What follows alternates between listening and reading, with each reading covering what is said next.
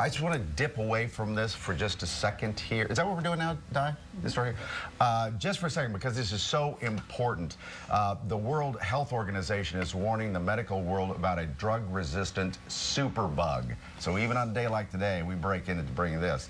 They say new drugs are needed, or else common infections and minor injuries could kill you. So this means anybody who takes an antibiotic might be vulnerable. Dr. Jennifer Caudle. Dr. Jen. Hi. Thanks for being with us this morning. Thanks this is for having really me. scary. It is. Honestly, this is a public health, almost emergency, if you will. The World Health Organization did come out yesterday talking about antibiotic resistance. That's really the idea, that bacteria are getting smart.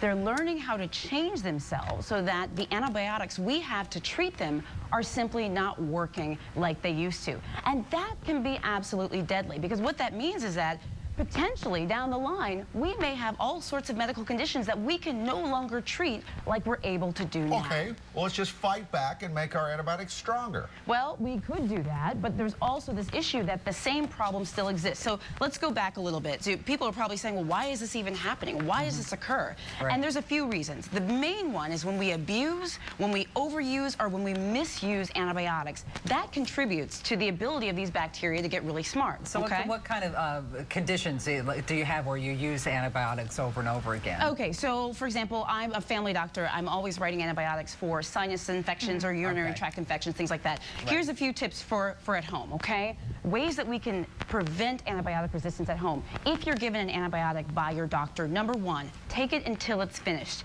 even if you're feeling better. Number two, don't share your antibiotics with anyone else, okay? This is just meant for you. And number three... Let's get a new microphone over to Dr. Jen. Maybe there's a hand mic or something over there. Yeah. Okay.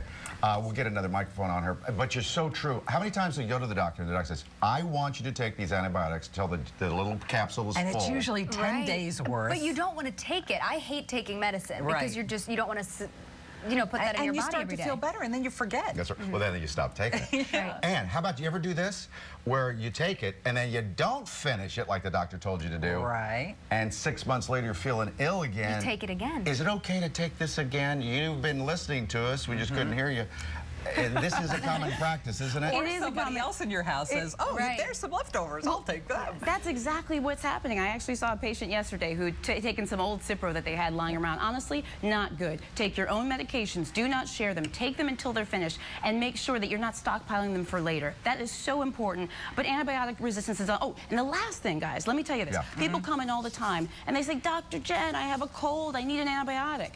Well, don't get mad at me if I don't give you one, because if I feel like it's a viral infection, I shouldn't be giving you one. And that's actually one of the things that can contribute to antibiotic resistance. That's like the Z-Pack.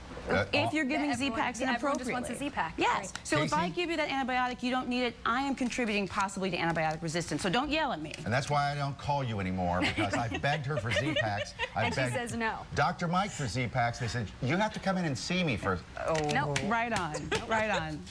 He's mad now, and you didn't even do anything. Means you're a good doctor, Dr. Jen. That's right. Thank you. Who could get mad at her? Look at her. She's so sweet. It's straight up 8 o'clock.